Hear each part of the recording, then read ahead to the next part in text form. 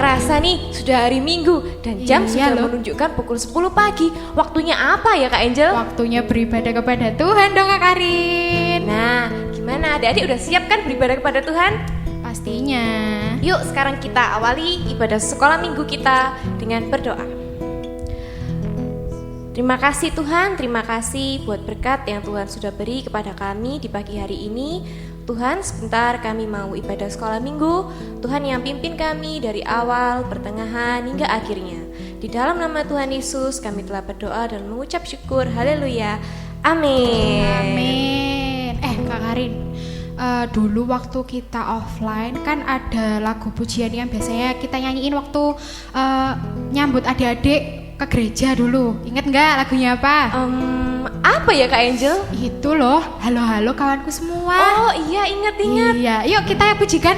Halo-halo kawanku semua. Bangkit berdiri semua ya adik-adik.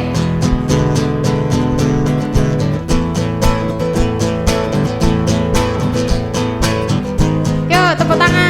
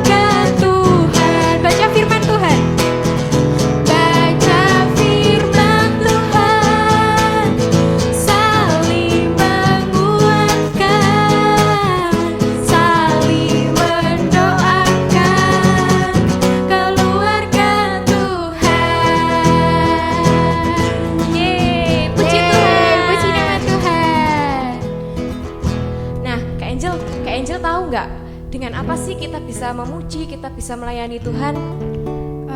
Dengan anggota tubuh kita mungkin? Ya, benar sekali. Adik-adik, jadi kita bisa melayani Tuhan dengan bersaksi, menyanyi, dan mendoakan. Nah, sekarang kita akan pujikan pujian Tanganku Kerja Buat Tuhan.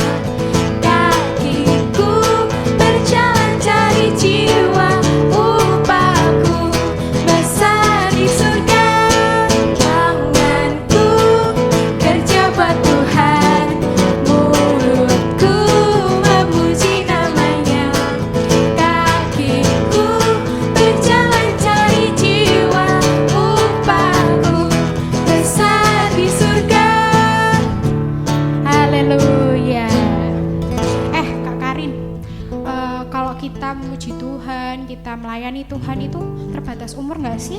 Enggak dong. Enggak. Semua umur bisa melayani Tuhan. Oh gitu. Jadi kalau kakek-kakek gitu bisa ya melayani? Bisa tuh Kak Angel. Oh, oke, kalau gitu kita pujikan kakek-kakek, nenek-nenek, semua masih bangkit berdiri ya. Kita pujikan dengan gerakan. Yuk, kita pujikan kakek-kakek, nenek-nenek.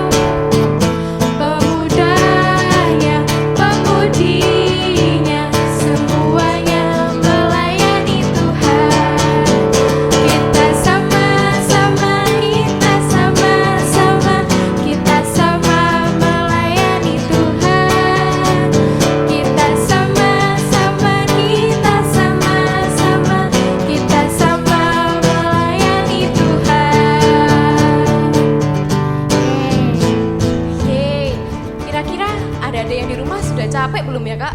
Masih semangat dong Kak Karin. Nah adik-adik, ketika kita melayani Tuhan, kita nggak boleh merasa capek, karena kita harus melakukan yang terbaik buat Tuhan. Yuk sekarang kita pujikan pujian Jangan Lelah.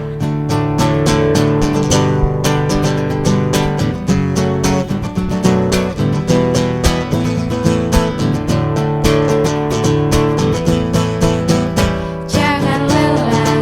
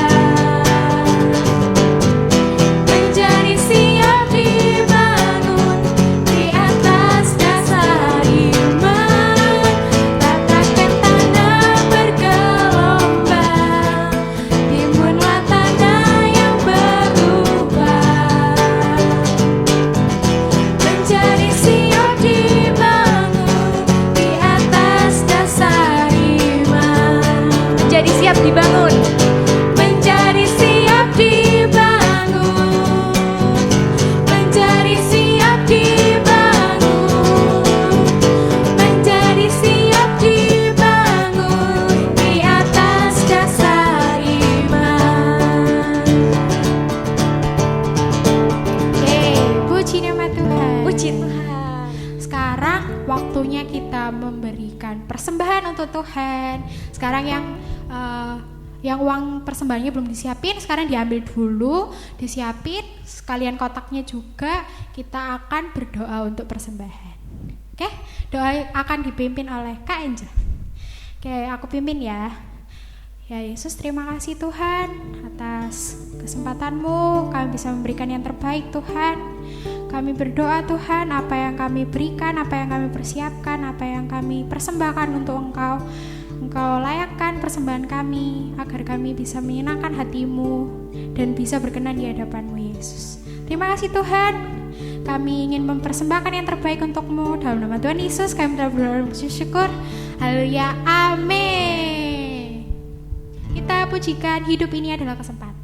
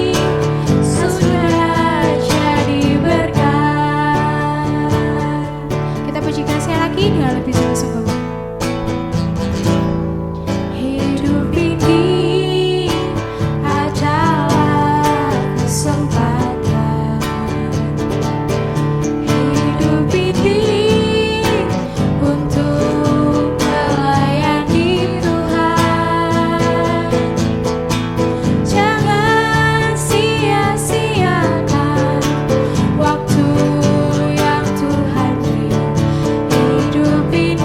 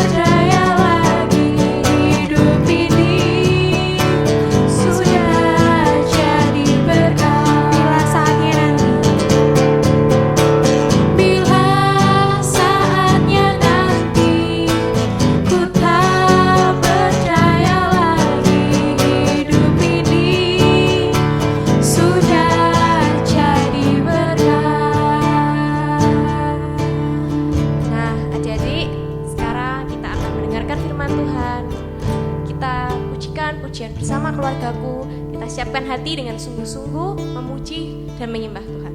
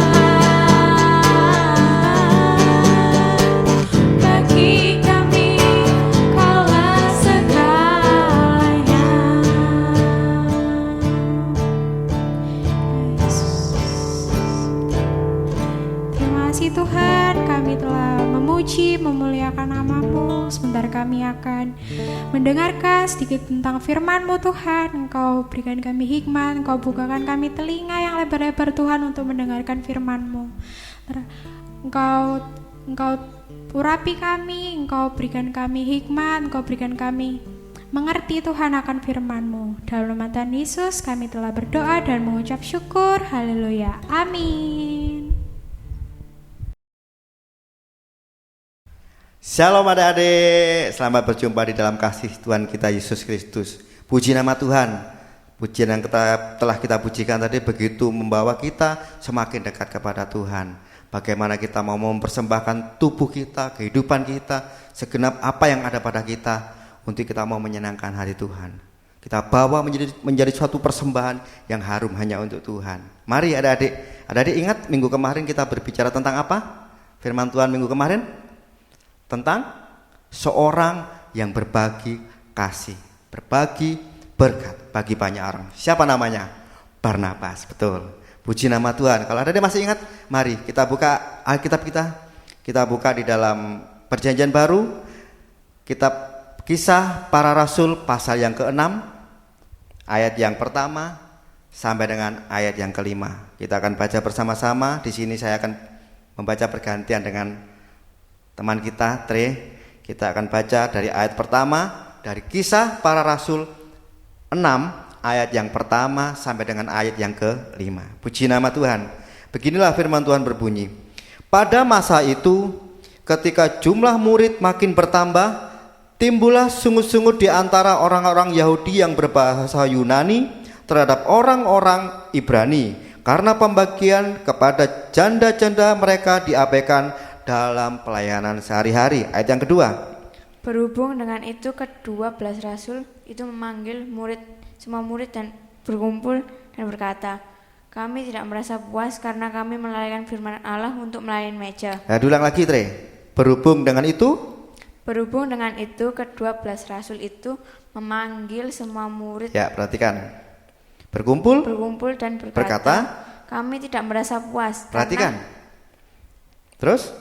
Karena kami melalaikan firman Allah untuk melayani meja. Karena kami melakukan suatu kesalahan pada saat itu, adik-adik. Karena saking banyaknya murid-murid yang percaya kepada Yesus, sehingga para rasul, para murid-murid Yesus tidak mampu melakukan tugas dengan baik dan benar. Ayat yang ketiga.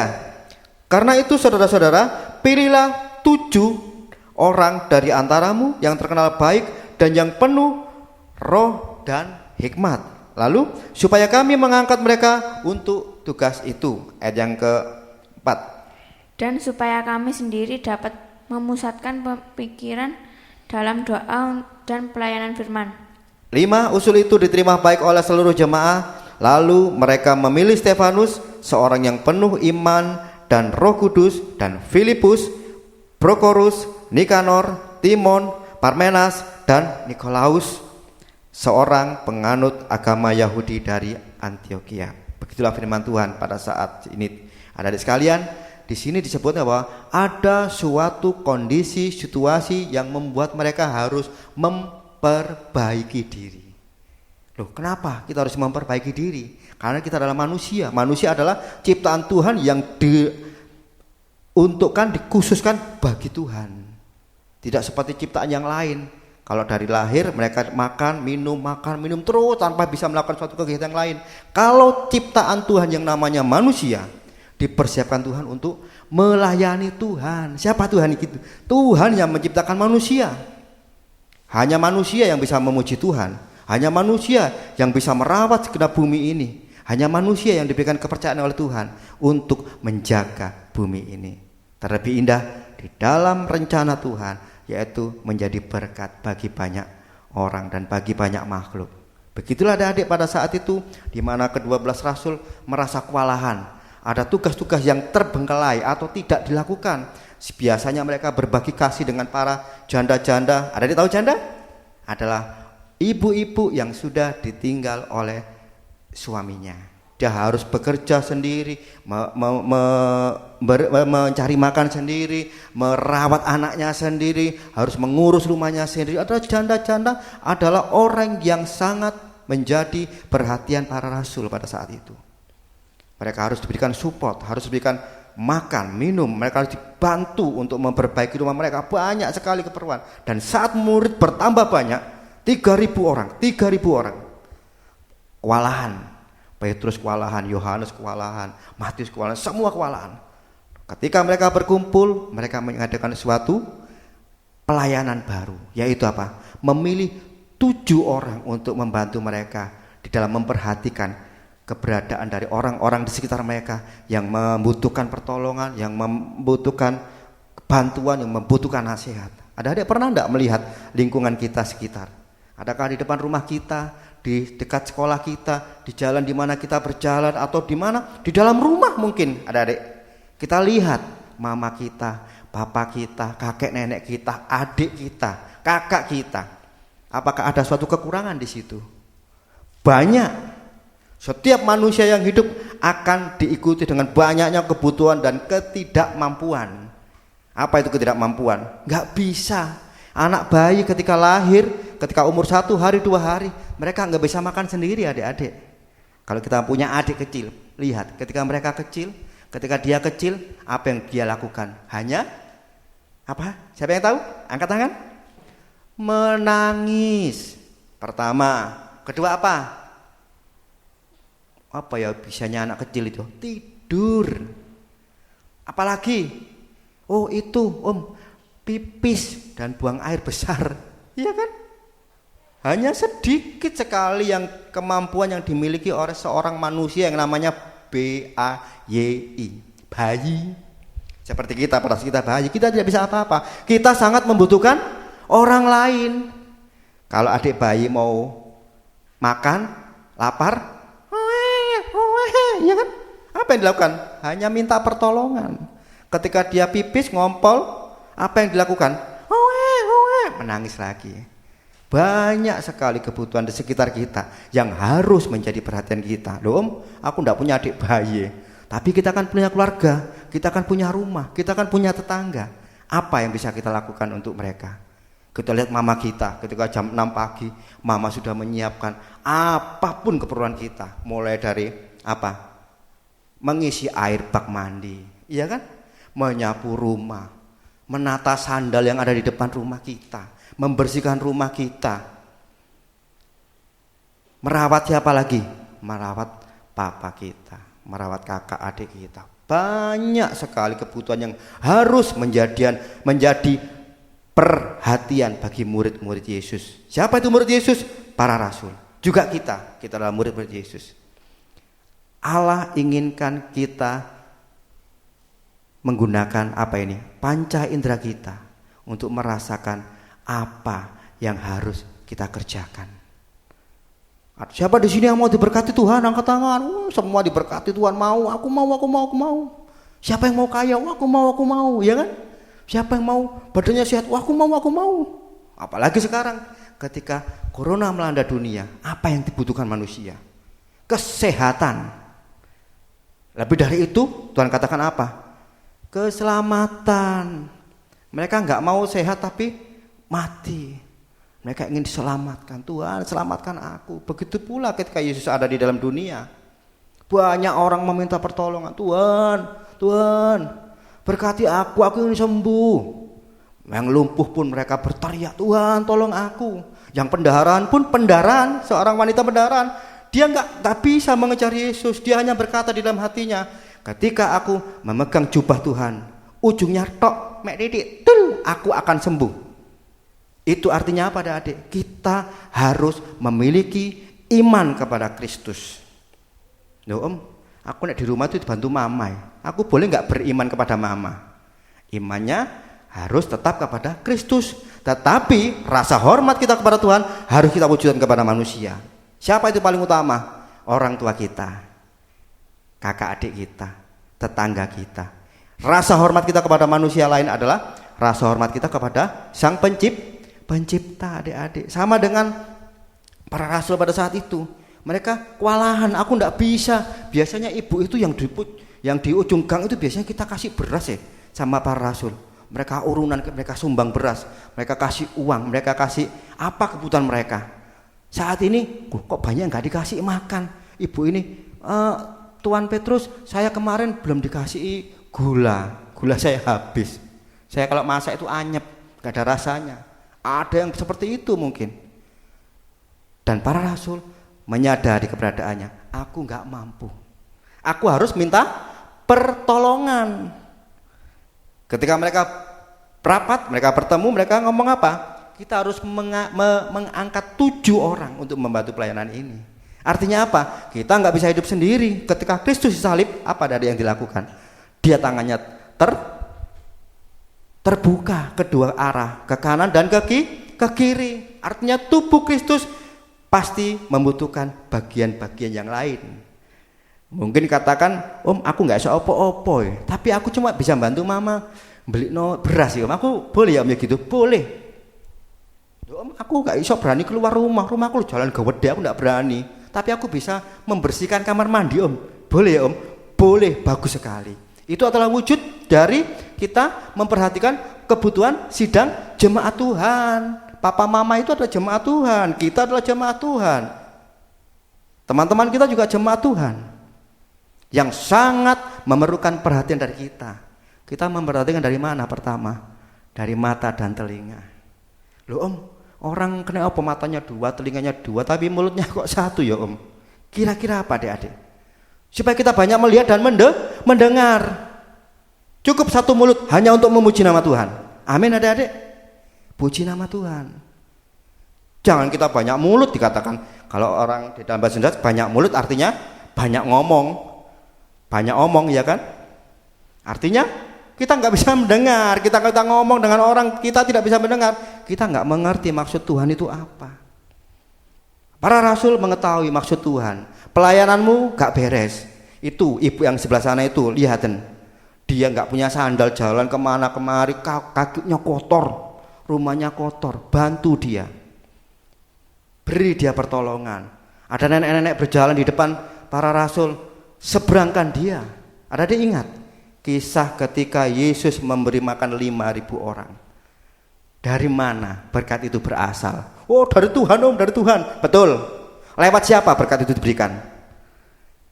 Seorang anak kecil adik-adik yang membawa 5 karung 5 karung roti apa 5 roti? 5 karung apa 5 roti? 5 roti jelai. Enggak banyak. Seberapa sih tangan anak kecil? Kalau kita bandingkan dengan tangannya Om Edi, besar mana? Besar tangannya orang dewasa. Tapi seorang anak kecil yang rela melihat dengan matanya, mendengar dengan telinganya, dia melihat, loh, para murid bingung mau beli roti di mana? Di Indomaret. Oh, enggak ada Indomaret zaman dulu. Di pasar jauh. Wong Yesus itu pas saat itu ada di kaki gunung kalau nggak salah. Dia butuh tindakan kasih. Dan seorang anak kecil, perhatikan adik-adik, anak yang masih kecil, dia bawa 5 roti dan 2 ekor ikan. Dibagi langsung ke murid-murid, kepada jemaat yang ada, kepada orang-orang yang membutuhkan. Enggak cukup, enggak bisa. Dia harus menyerahkan 5 roti dan 2 ikan itu kepada Yesus. Kita harus menyerahkan segenap kemampuan kita yang mau kita bagi kepada orang lain kepada Kristus. Tuhan, aku gak berani keluar rumah, tapi aku tahu temanku sakit, Timo sakit Tuhan. Apa yang harus aku lakukan? Apa yang harus aku lakukan? Wes aku tak berdoa. Bisa adik? Sangat bisa. Tuhan, aku berdoa buat teman-temanku, aku berdoa buat guruku. Itu adalah tindakan baik adik-adik. Jangan berkecil hati karena kita kecil. Tidak. Ada ingat pujian berapa minggu yang lalu? Kalau kecil kita kasihkan kepada Tuhan akan menjadi berkat yang besar. 5.000 orang kenyang. Sisa berapa? Berapa bakul? Sisanya enggak 1-2 adik-adik. Berapa bakul? Itulah berkat Tuhan yang dicurahkan bagi setiap hati yang percaya. Meskipun anak kecil. Perhatikan, anak kecil jangan diremehkan. Anak kecil di dalam firman Tuhan, anak kecil sangat disayangi Tuhan. Jangan malu adik-adik jadi anak kecil. Anak kecil aku bisa apa Om? Kamu bisa menjadi kekuatan bagi orang tuamu. Ketika papa mamamu bertengkar, nasihati mereka. Ma, pa, jangan bertengkar. Ayo dengarkan firman Tuhan. Kalau kita saling membenarkan diri, nggak ada kebenaran dalam diri manusia, adik-adik. Nggak ada. Firman Tuhan adalah sumber kebenaran. Ketika Adam dan Hawa diciptakan oleh Tuhan, apa yang dikerjakan mereka? Mereka harus belajar. Belajar kepada siapa? Kepada ciptaan Tuhan dan juga kepada Tuhan. Apa yang jadi firman Tuhan, dia harus kerjakan dengan baik. Ketika kita sekolah minggu diajarkan untuk membaca firman Tuhan, ada adik kita membaca Alkitab. Loh, aku enggak punya Alkitab minta. Ma, aku punya uang sedikit ya, aku kepin beli Alkitab mah. Alkitab yang untuk anak SD itu loh, makan bisa kan? Bisa. Kita harus belajar menyampaikan ungkapan hati kita adik-adik. Belajar sama seperti rasul-rasul yang ada. Mereka belajar menyampaikan apa yang terjadi di tengah-tengah mereka. Mereka kekurangan tenaga, mereka kekurangan teman, mereka kekurangan penolong. Tapi satu hal yang mereka ingat, ketika Yesus menampakkan diri kepada mereka 40 hari lamanya, kalian harus bersatu. Kalian harus membuka tangan kalian sama seperti Kristus. Dia membuka tangannya kepada dua penjahat yang ada di belakang, yang ada di samping kanan kirinya. Dia membuka. Wah, apakah semua bisa diterima? Oh, enggak bisa. Yang satu menerima, satu menghujat sama Tuhan. Ketika Yesus disalib, penjahat yang di sebelah ada yang berkata, ngapain kamu disalib? Kamu jadi penjahat sama seperti aku. Tuhan nggak ngereken itu, adik, nggak mempedulikan. Tuhan nggak terpengaruh oleh perkataan buruk yang sering kali dunia ini katakan kepada kita, apalagi kita umat Kristen yang ada di Indonesia, adik. Jangan lelah untuk melayani Tuhan, jangan takut untuk beriman kepada Tuhan, percaya kepada Tuhan. Hei anak-anak Kristen, jumlahmu sedikit, kamu kalah dengan aku. Ada kan teman kita yang berkata seperti itu, merendahkan kita, melecehkan kita? Ada. Jangan khawatir. Yang kecil ketika di tangan Tuhan itu menjadi besar. Amin, adik-adik. Puji nama Tuhan. Yang kecil ketika di tangan Tuhan, 5 roti bisa memberi makan 5.000 orang kenyang. Nggak lapar, kenyang. Puji nama Tuhan. Saya begitu bangga memiliki Kristus di dalam hati kita. Saya begitu bangga mengenal Yesus sebagai juru selamat dan penolong. Ketika dia memberikan Roh Kudusnya kepada kita, ketika dia terangkat ke surga, saya bersyukur, terima kasih Tuhan, Kau memberikan aku suatu kekuatan di dalam diriku. Di dalam hati dikatakan, marilah kepadaku, hai engkau yang berletih lesu dan berbeban berat. Loh Om, anak kecil itu punya masalah, punya adik-adik. Siapa yang tahu masalah kita apa? Yang sering kali paling membuat kita sedih. Kita tidak didengarkan oleh orang tua kita. Mama, adik lo mana nakal ma? Aku sering diganggu. Nggak usah ngomong. Itu adik masih kecil. Boleh nggak kita membenci mama kita? Tidak boleh, adik-adik. Mama adalah wakil Tuhan di dalam dunia. Dia adalah wakil Tuhan. Hati-hati. Loh Om, aku kadang dipukul mama, berarti Tuhan mukul aku yo. Kenapa kamu dipukul? Itu pertanyaannya. Seorang anak nggak akan dipukul jika dia berbuat baik. Amin, adik-adik. Loh Om, aku kadang dipukul orang, aku berbuat baik. Aku nolong adik jatuh ya, aku dimarahi orang, aku marah hatiku. Sabar di dalam penderitaan. Amin, adik-adik. Sama seperti Kristus. Kristus ketika di dunia, dia dihujat. Kamu pembohong, kamu penipu, kamu menyembuhkan orang dengan kuasa setan. Sabar, Tuhan katakan. Ketika mama kita repot dengan adik kita, repot dengan pekerjaan lain, kita sabar. Ketika mama diam, kita ajak dia ngobrol. Mama capek tak? Tadi ranjangnya tak depannya itu ranjang tempat tidur sudah tak tata semua bagus ya ya. Kita harus menunjukkan perbuatan baik kita, sama seperti para rasul. Dia belajar dan belajar. Lewat apa dia belajar? Sini saya memberikan 2. Bagaimana kuncinya supaya kita berhasil sama seperti murid-murid Yesus pada saat itu. Pertama, kita memperhatikan. Memperhatikan bagaimana memperhatikan Om? Ya kita melihat dan mendengar apa yang dibutuhkan orang-orang di sekitar kita. Papa bingung nyari sepatunya. Sudah jam 6:30 mau berangkat, sepatunya nggak ketemu. Loh, sepatunya Papa di mana? Kok nggak ada? Aku mau kerja, aku nggak bisa pakai sepatu biasa, aku harus pakai sepatu proyek, sepatu yang besar itu yang untuk bekerja di lapangan. Kok nggak ada? Kemana Mungkin mama lupa deh adik. Mungkin sepatunya dijemur di belakang. Mama lupa, papa nggak tahu. Kita sebagai anak wajib membantu. Pak, aku ingat Pak. Kemarin sama mama dijemur sepatunya, tapi belum diangkat, jadi masih di belakang Pak, di halaman belakang. Wah, puji Tuhan, pasti ayah kita, papa kita bersyukur sekali karena kita adalah anak yang perhatian, yang memperhatikan sekitar kita dengan baik. Mata kita gunakan dengan baik, bukan hanya mata kita untuk melihat handphone, melihat teman kita, melihat apa yang tidak terlalu berguna. Semua berguna, tapi tidak semuanya penting. Amin adik-adik. HP penting apa enggak? Penting, berguna, tapi enggak semuanya penting. Ada kalanya HP tidak penting. Ketika apa HP tidak penting? Ketika kita istirahat, HP itu tidak penting. Ketika kita berdoa, handphone itu tidak penting. Ketika mandi, handphone itu jadi apa ya kalau di kamar mandi ya? Wah bahaya Om, nyemplung air rusak HP-nya. Ya kan? Ada saat-saat tertentu kita harus belajar memperhatikan dengan baik-baik, adik-adik. Perhatikan, seorang anak kecil yang melihat para rasul bingung. Yesus berkata, ini kasih makan orang-orang yang ikut kita ini. Berapa ini kita dihitung? 1.000, 2.000, 4.000. Wah, 5.000 lebih Tuhan. Di mana kita harus beli? Seorang anak kecil memperhatikan, adik-adik. Memperhatikan dengan matanya dan telinganya. Apa yang terjadi pada saat itu? Hari mulai gelap, banyak orang lapar, matanya agak sayup, berdirinya agak bongkok. Karena apa? Karena mereka lapar. Ketika anak ini memperhatikan, langkah kedua terjadi. Apa itu? Bergerak atau memberkati, menjadi berkat, adik-adik. Siapa yang tahu ketika kita bayi kita diberi apa? Diberi makan, diberi perhatian, diberi kasih sayang. Hanya untuk apa? Oh, supaya kita besar dan diberi makan terus. Boleh adik? Wah, meledak nanti badannya. Kegemukan, obesitas terjadi. Bagus enggak? Enggak bagus, adik-adik.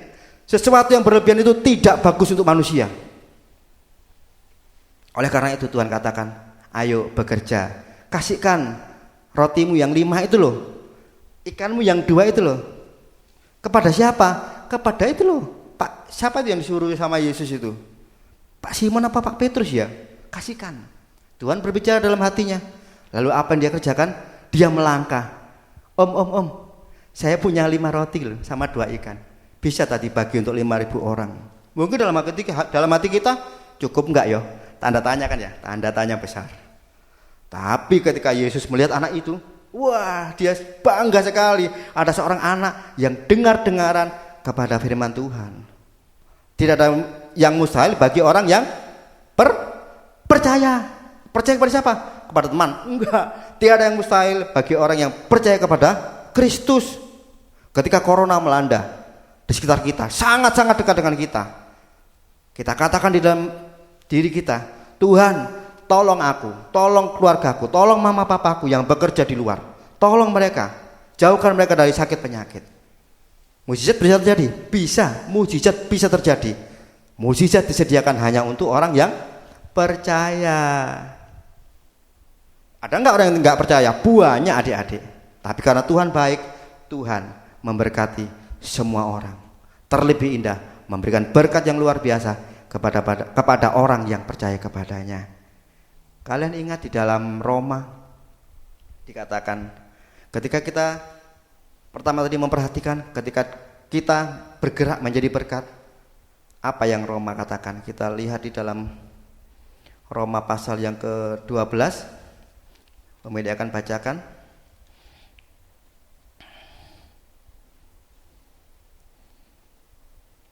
Di sini dikatakan, persembahkanlah dirimu sebagai persembahan yang sebentar. Roma pasal yang ke-12. Kitab Roma pasal yang ke-12 tentang persembahan yang benar. Ayat yang pertama, karena itu saudara-saudara, demi kemurahan Allah, aku menasihatkan kamu supaya kamu mempersembahkan tubuhmu sebagai persembahan yang hidup, yang kudus, dan yang berkenan kepada Allah. Itu adalah ibadahmu yang sejati. Itu adalah ibadahmu yang sungguh-sungguh memuliakan nama Tuhan. Kalau zaman dahulu mereka mempersembahkan korban bakaran, korban sembelihan. Sekarang Tuhan di masa kemurahan ini mengajarkan kita untuk mempersembahkan tubuh kita sebagai persembahan yang baik, yang kudus, adik-adik, yang sangat menyukakan hati Allah. Bagaimana? Lewat tindakan kita, lewat ucapan mulut kita, lewat kelakuan kita, lewat hormat kita. Wajah ini bisa kita gunakan untuk melakukan kebaikan, adik-adik. Ketika kita bertemu dengan orang yang tidak kita kenal, bagaimana reaksi wajah kita? Ada yang takut, gak ngurus aku, gak kenal kok. Ada orang tok-tok di rumah, permisi Bu, Pak, Dek, kita lihat dari jendela, wah gak kenal, gak usah ngomong. Boleh gak seperti itu, adik? Gak boleh. Kita harus membuka diri kita kepada mereka. Mungkin teman kita gak harus keluar ke jalan, gak perlu. Kita bisa ngomong dari dalam rumah. Ada apa Pak? Ini tahu rumah nomor 12 ya? Oh ini nomor 10 Pak, nomor 12 sebelah sini Pak, sebelah kiri. Itu adalah tindakan kasih. Bisa enggak ada seperti itu? Kita teman kita sakit, kita telepon dia. Jo, kamu sakit ah? Iya aku sakit. Kita telepon terus, kita doakan dia, kita beri nasihat kepada dia. Ojo main-main terus. Sekarang musim penyakit, mainnya jangan lama-lama, istirahatnya yang kuat, makan minum yang sehat, minum susu, olahraga, ya kan? Banyak sekali yang harus kita lakukan adik-adik. Kita harus perhatikan dengan sungguh-sungguh. Yang kedua kita harus bergerak. Bergerak untuk apa? Untuk menjadi kasih. Sama seperti Kristus datang ke dunia hanya untuk menyelamatkan orang yang berdosa, supaya mereka dibebaskan.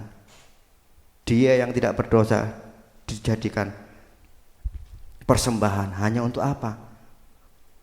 Mengangkat kita dari lumpur dosa. Begitu pula dengan kita pada saat-saat ini adik-adik.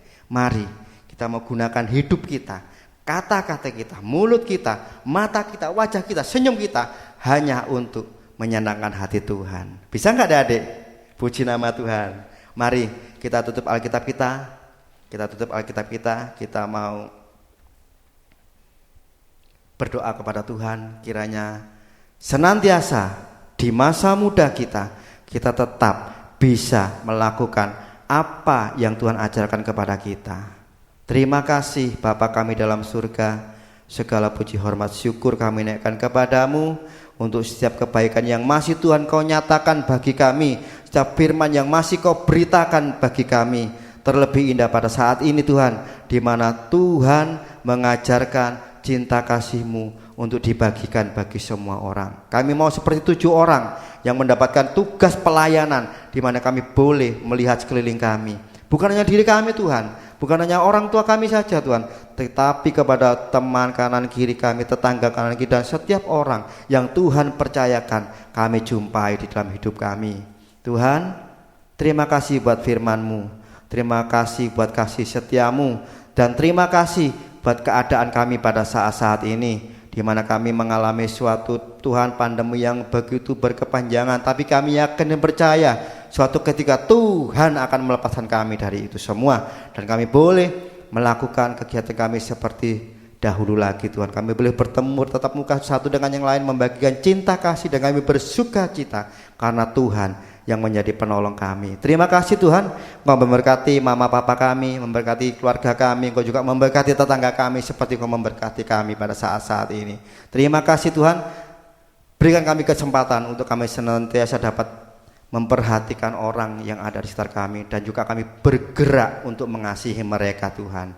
Hanya 2 hal itulah yang akan kami gunakan untuk menyukakan hati-Mu Bapa. Terima kasih Tuhan, terima kasih.